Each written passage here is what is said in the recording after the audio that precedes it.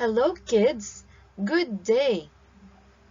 This Sunday, we are going to learn about the story of the crucifixion of Jesus. Are you ready? Have you ever seen a cross? People use the cross for different reasons. Some people use the cross for jewelry. Some people use the cross for religious reasons. What does the Christian cross mean to you? After 5 trials, Pilate's soldiers took Jesus into the governor's palace and called the leaders together. Stripping Jesus of his clothing, they dressed him in bright red. They made a crown from thorns and put it on his head. They put a hollow stick in his hand to serve as a scepter.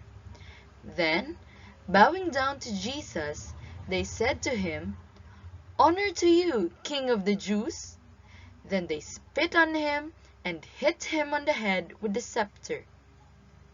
When it was no longer fun, they removed the red toga, replacing it with his own clothes, and took him out to be crucified. When a person was going to be crucified, they had to carry their own cross. Jesus began to carry the heavy crossbeam to the crucifixion site. He was so weak from the beatings that he fell under the heavy load. The soldiers found a man named Simon and made him carry the cross. When they arrived at Skull Hill, they crucified Jesus and offered him a mixture of wine and perfume as a painkiller. When he had tasted what it was, Jesus refused it. The soldiers nailed Jesus to the cross along with 2 criminals, one on his right, the other on his left. While waiting for them to die, the soldiers passed the time gambling for Jesus' clothes.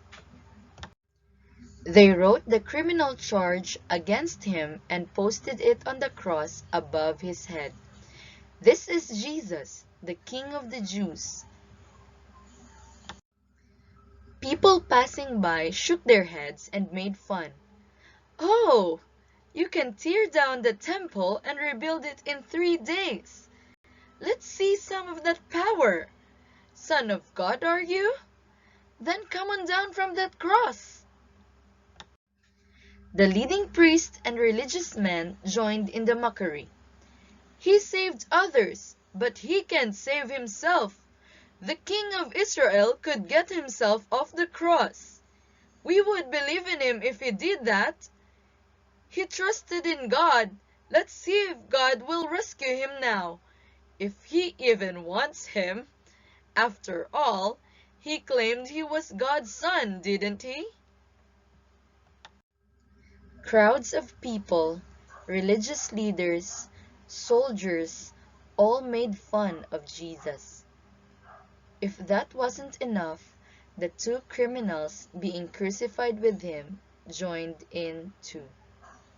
Mocked, rejected, lifted up, beaten, heads shaking, pierced hands and feet, dying with criminals, forsaken, despised, naked, rejected by God. People amazed. He trusts God. Let him deliver. These are descriptions of Jesus at his death. These are also prophecies David and Isaiah wrote in Psalm 22 and Isaiah 52 and 53 about the Messiah who was to come. Jesus fulfilled these prophecies in his horrible, painful, humiliating death that day on the cross. God says that everyone has sinned, and that the punishment or payment for sin is death. God sent his Son Jesus to take the punishment we deserve for our sin, to die on the cross in our place so we would not have to be punished for our sin. Jesus' death paid for our sin. Every sinful act we have ever done, every sinful word we have ever said, and every sinful thought we have ever had when He died on the cross. God accepted Jesus' death because Jesus is God's perfect sacrifice to pay for our sin.